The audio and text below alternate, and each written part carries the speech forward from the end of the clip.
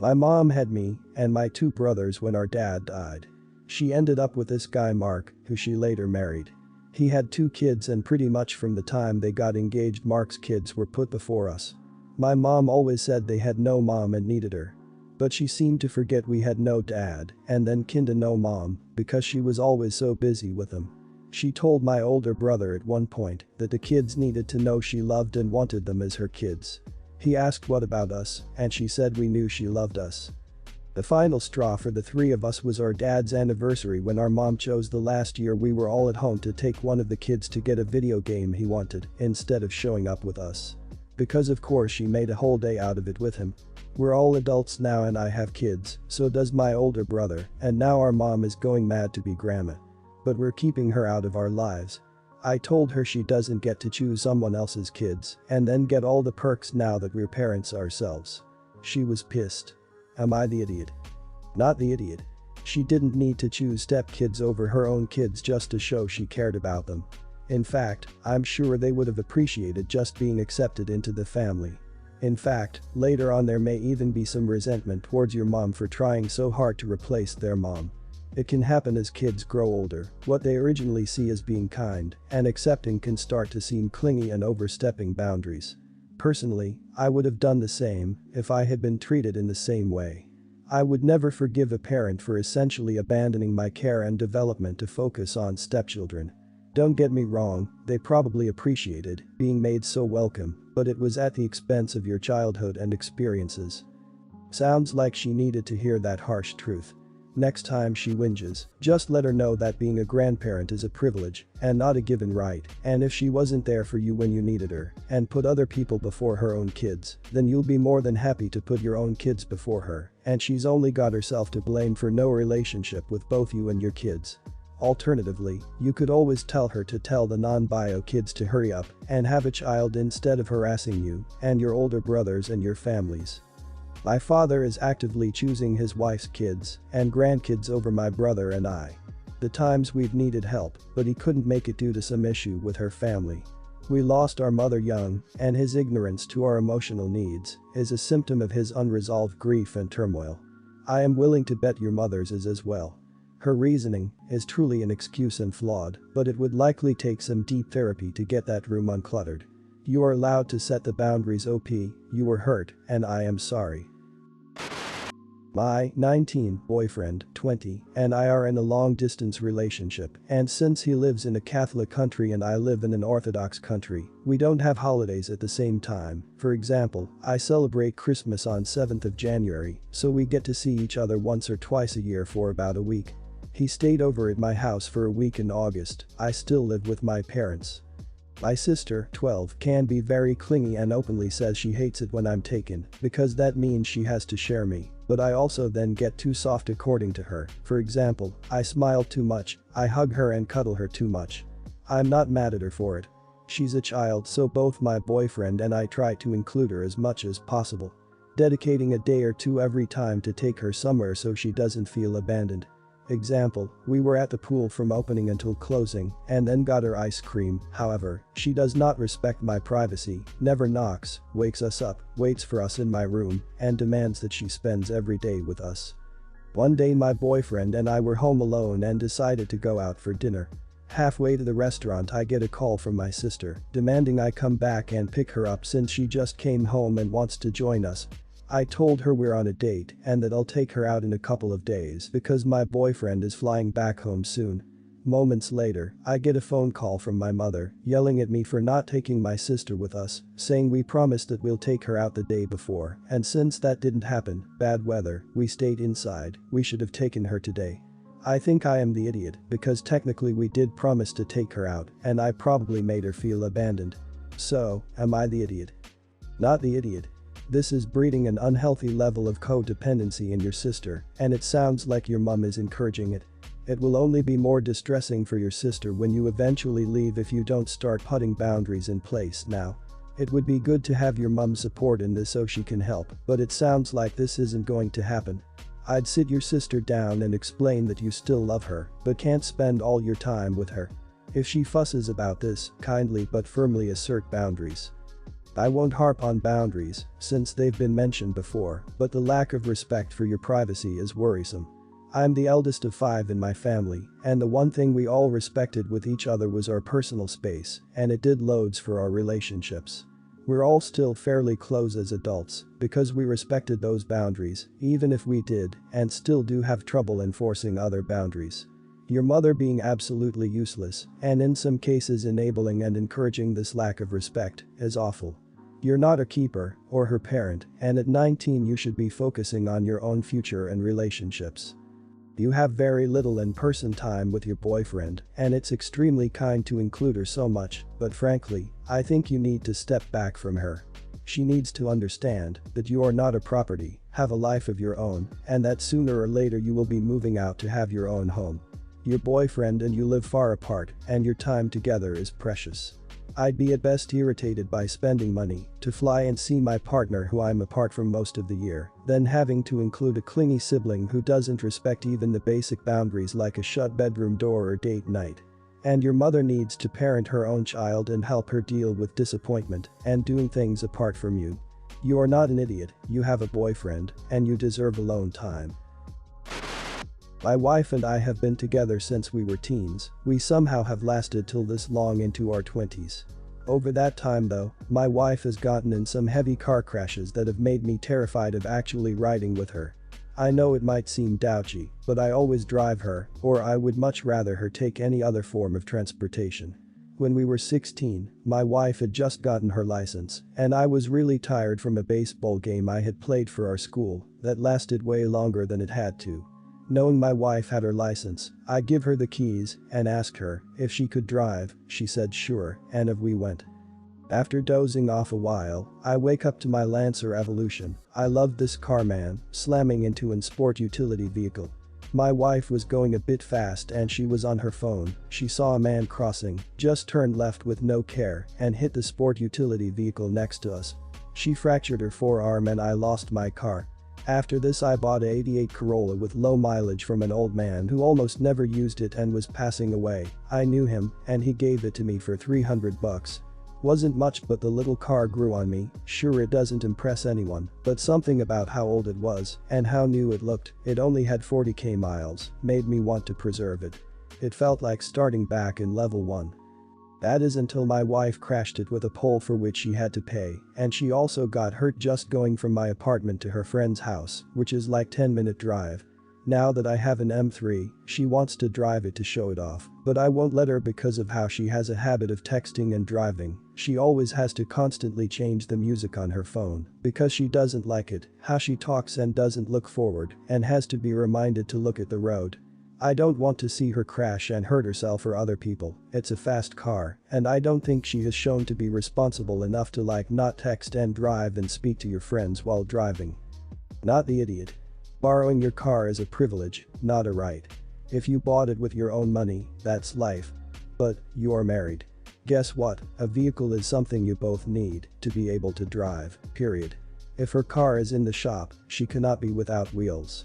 You shouldn't have gotten a car you won't let her drive. Part of the price of being married to her may be that you have to drive crappy cars and keep replacing them until she loses her license. Being married, unless you have a spare vehicle too, you can't get a just for you car. And I hope there's no children on the way anytime soon, because there's no way I'd put an infant in a car with her. Not the idiot. I will only drive with my sister if I can hold her phone. I will change the music, I will read and respond to texts for her, but after too many near misses and an accident I wasn't there for, I just can't do it anymore. She's a great driver otherwise, so as long as I take her phone it's fine, unlike your wife who has other attention issues. If your wife had a history of using guns negligently, would you take her shooting? If she regularly cut people playing with knives, would you hand her one? Cars aren't weapons, but they are just as deadly, and she clearly doesn't take that seriously enough to be in charge of one. Not the idiot. We all know that she will definitely wreck this car too, should she manage to get in the driver's seat. Through all her wrecks she has not learned anything at all, and in my opinion, she is too immature to be on the roads putting, not just her life, but everyone else's lives on the line. I'd make sure to put the spare key somewhere very safe and hold onto your keys at all times. This is not the way anyone should live though. You expect to go in your home and be able to put your keys and any other personal effect down and they still be where you left them later on, but your missus is making it, so this will not be possible. Some serious talks and decisions need to be made to rectify this behavior. My husband G, 30, and I, 28, have been together for about 6 years, married for 2. We have had a really good run so far, but there is one topic that we have always disagreed on: bikes. Very early in the relationship he told me that he wants to get a bike license. I sat him down and told him that that was an absolute no-go for me and would always be, but that we were only together for a month and that I would understand if he decided to end things cleanly there and then. He asked for some time, but in the end, told me that he was okay with giving this up for a chance with me. Fast forward to 2 days ago. He came home from work and he was visibly upset. I tried talking to him, but he was avoidant until he snapped and started venting that all of his friends are planning a massive bike trip for next summer and that they told him that he should get his license and tag along. He also told me that he was always very supportive of me, which is very true, and that this was his only dream and I was taking it away. I did not have the best reaction to this and just replied asking if he was serious. He said yes. I told him that he was a big boy and he can do what he wants, but that if he goes on that trip he would come back to an empty house. He packed some stuff and is now staying with some friends. Am I the baddie here? I was always very clear about my boundary, gave him the chance early enough to leave if he doesn't like it and just don't want it crossed. His friends, obviously biased of course, have been putting divorce jokes on their social media since he left after our fight. I'll say no idiots here. You have always been honest about your feelings towards bikes and he made his choice to stay with you knowing what the consequence would be. He has always wanted to get his license and to drive and now he realizes what he is missing out on and is frustrated. I don't think you are an idiot for letting him know that you still feel the way you always have and that if he chooses to take his license and go on the trip you will leave, though maybe it could have been said in a less hostile way. On the other hand, I understand him as well, and if it means so much to him he should do it and deal with the two of you not being together anymore. I think so many people are missing the point that if he gets in a wreck it absolutely affects you. It's a hard line for me too. In the past couple of years, I've had 4 friends die as a result of motorcycle wrecks. 2 of them were fathers of young children. They weren't even my husbands, and I'm heartbroken and paranoid of it. He can have all the best health insurance or life insurance possible, but that won't bring him back to life. I'm sorry you ended up in this situation, because I understand in your mind you've already lost him in one way or another. I was in a relationship with a man who had a 10 miles per hour wreck on a motorcycle with a helmet. He ended up with steel inserted into most of one leg and a severely broken ribcage.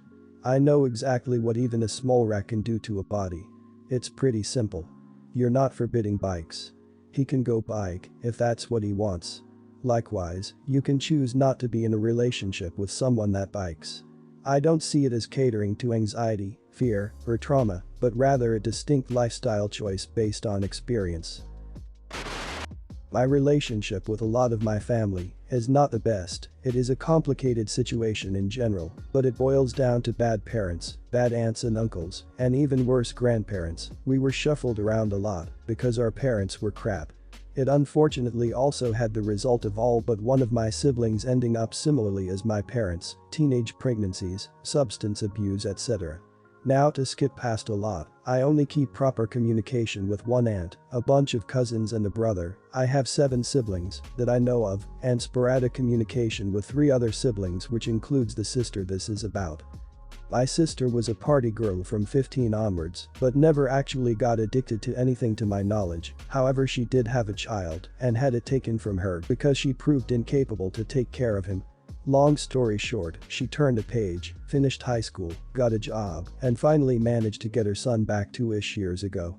Sorry if I sound vague, but understand that I mean it when I say sporadic contact. Between the age difference and having different dads, we never got that close. Anyhow, she got a notice a couple of weeks ago that her lease would not be renewed, as did everyone else in the building, as the building is gonna get repurposed or something, I guess. She called around to get a new place, but couldn't find anything. She asked friends, but that didn't go anywhere. Finally she turned to her parents and full siblings. Obviously that went nowhere. She probably heard from family that I am well off and got plenty of space. I got a house with 4 bedrooms, no kids and recently went through a breakup, so likely no kids in the near future. So she reached out, explained the situation and asked and begged to let her and her son stay with me for an unknown period of time. I said no pretty much immediately, as I said we are not close, she has never even been in my house, and I know for a fact I won't like having a toddler around as I work from home a lot right now. But perhaps even bigger, she is a single mom with a young child, and her job doesn't exactly render her well off, so if I had to guess an unknown period of time will at best be months but likely years. No idiots here. It sounds like your sister is desperate, which is why she asked you. You didn't mention any history of her coming to you in the past, so this doesn't seem to be part of a pattern where she asks others, or you specifically, to solve problems she creates for herself. Her building getting sold is outside her control, so I'm going to say she's not an idiot for asking. And it doesn't sound like she's the one giving you crap for not doing it. At the same time, you owe her nothing. Yes, you have room, and yeah, it would be nice of you to help. But not helping just because you can doesn't make you automatically an idiot. It's your home, you have every right to decide who lives with you. Especially kids when you don't have any. Kids are a lot. Having someone live with you can be hard enough when you know the person really well and you get on with them. It's a whole other story when they're essentially a stranger. I don't blame her for asking as she's in a tough spot, but I also think you have every right to say no, especially as this isn't being framed as just a couple of nights. It's opening your home to someone for an indeterminate amount of time. That's a lot to ask of someone that she hasn't really bothered with. There are other ways to help if you do feel bad for her, whether it's helping her search for her own place or putting her up in a hotel if she's desperate for a few nights, but you should only do what you feel comfortable with and your family shouldn't be making you feel bad. Just because you have more than they do doesn't mean you owe anyone anything. Not the idiot. She's not an idiot for asking, and you're well within your right to say no. If you feel bad and you do decide to help her in some way, options would be to help out with any deposits or first or last month's rent to help get her situated somewhere. Or draw up a very clear detailed contractor agreement for having her as a guest in your home. Everything from the absolute max amount of time she can stay there down to her child not disturbing you while you are working and you never being obligated to babysit, and how much she will be responsible for chipping in financially, and anything else that would be a deal breaker for you. Any breach of your contractor rules is grounds for immediate eviction at your discretion.